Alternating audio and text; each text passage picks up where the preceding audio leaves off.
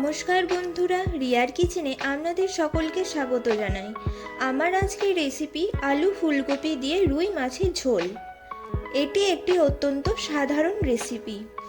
এই ঝোল সবাই বেশ ভালোই বানাতে পারেন, তবে আমি কিভাবে এই আলু ফুলকপি ও রুই মাছের ঝোল বানাই সেটাই শেয়ার করব আমার আজকের এই রেসিপিতে।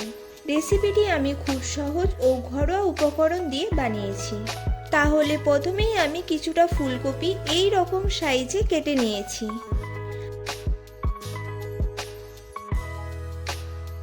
আর একটি বড় মাপের আলু ঠিক এই রকম সাইজে কেটে নিয়েছি। এবার একটা মিক্সি জারের মধ্যে দিয়ে দেব 1 ইঞ্চি আদা, আর দিয়ে দেব 2টি কাঁচা লঙ্কা, আর দেব 1 টেবিল চামচ গোটা জিরে। এবার কিছুটা জল দিয়ে একটা পেস্ট বানিয়ে নেব।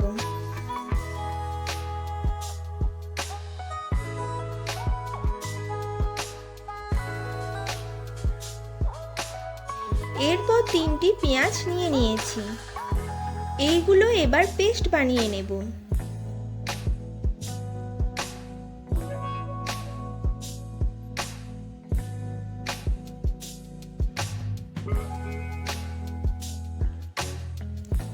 একইভাবে একটি টমেটোর পেস্ট বানিয়ে নেব।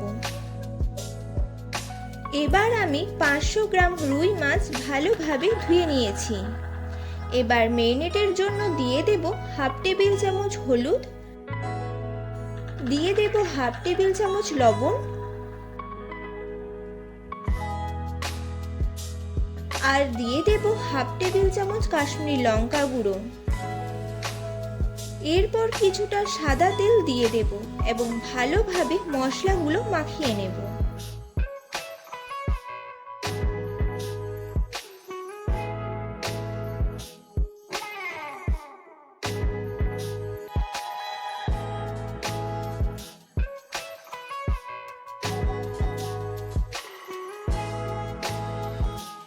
এবার কড়াইয়ে তেল গরম হতে বসিয়ে দেব।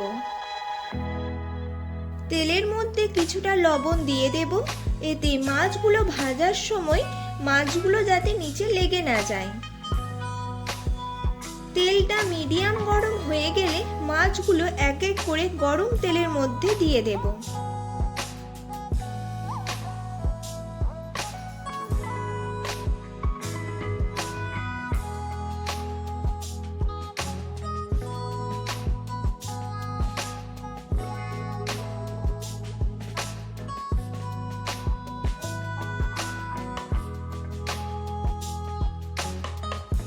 মাছগুলোর এক পিঠ ভাজা হয়ে গেলে উল্টে নেব এবং ওপর পিঠও ভেজে নেব।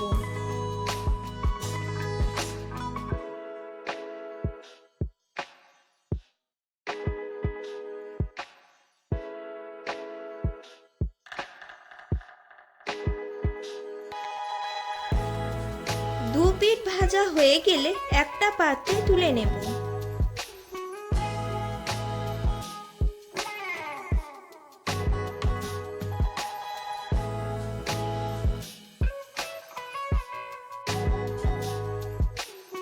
মাছগুলো দুবারে ভেজে নেব।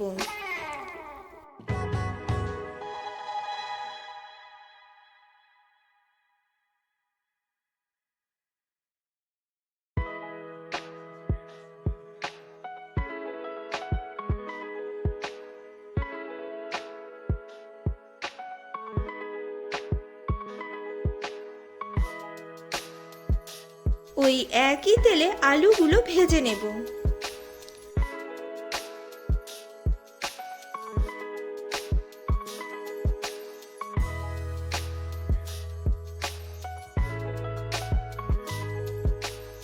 আলুগুলো হালকা লাল লাল হয়ে গেলে তুলে নেব।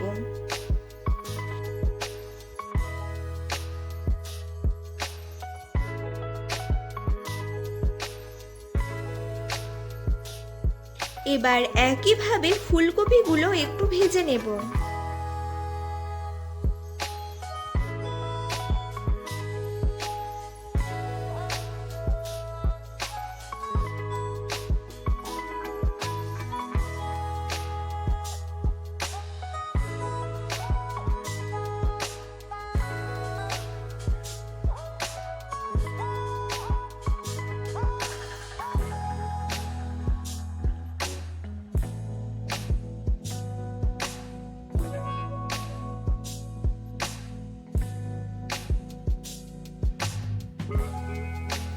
এবার ফাইনালি রেসিপিটা বানানোর জন্য ওই তেলের মধ্যে পেঁয়াজের পেস্টটা দিয়ে দেব। এরপর পেঁয়াজের পেস্টটা ভালোভাবে মিশিয়ে নেব।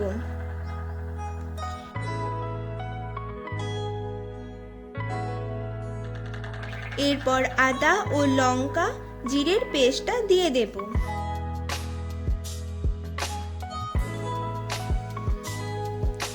এরপর ভালোভাবে মিশিয়ে নেব। এরপর যখন তেলটা মশলার উপর চলে আসবে ঠিক তখন দিয়ে দেব 1/3 টেবিল চামচ হলুদ আর দিয়ে দেব 1/2 টেবিল চামচ কাশ্মীরি লঙ্কা গুঁড়ো। এবার এগুলো ভালোভাবে মিশিয়ে নেব।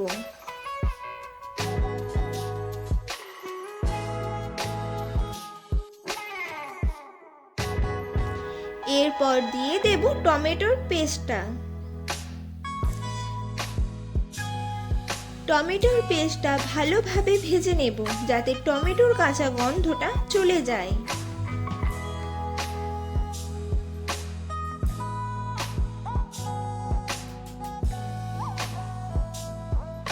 এরপর দিয়ে দেব স্বাদ মতো লবণ আর দিয়ে দেব 1 টেবিল চামচ চিনি।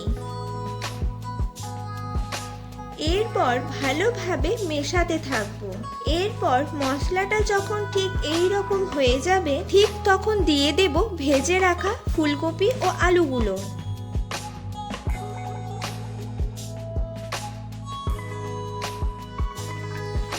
এবার মশলার সাথে ভালোভাবে মিশিয়ে কষিয়ে নেব।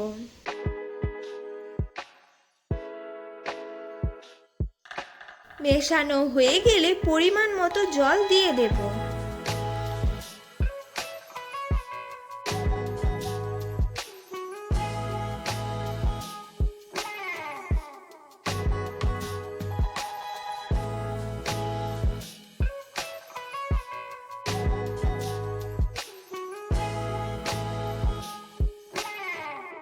এরপর ঢাকা দিয়ে 10 মিনিটের মতো মিডিয়াম ফ্লেমে ফুটিয়ে নেব।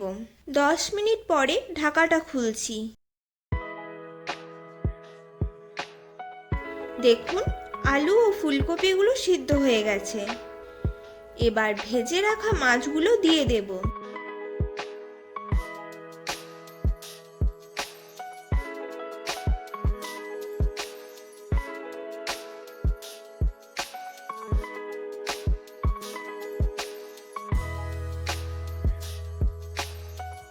এরপর একবার ফুটিয়ে নিলেই হবে।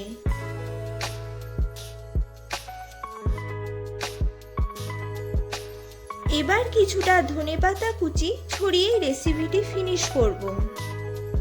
শীতের দিনে এই রকম গরম রুই মাছের ঝোল পেলে কার না ভালো লাগবে। আর গরম ভাতের সাথে এই রকম ঝোল পেলে ভাতের থালায় আর ভাত থাকবে না। রেসিপিটি কেমন লাগলো অবশ্যই জানাবেন। রেসিপিটি ভালো লেগে থাকলে লাইক করে দেবেন। আমার চ্যানেলে নতুন বন্ধু হয়ে থাকলে চ্যানেলটিকে সাবস্ক্রাইব করে দেবেন এবং পাশের বেলটি বাজিয়ে দেবেন যাতে আমার বানানো প্রতিটি রেসিপির ভিডিও সবার আগে আপনার কাছে পৌঁছে যায়। আবার দেখা হবে অন্য একটা রেসিপির সাথে। ভালো থাকবেন, সুস্থ থাকবেন।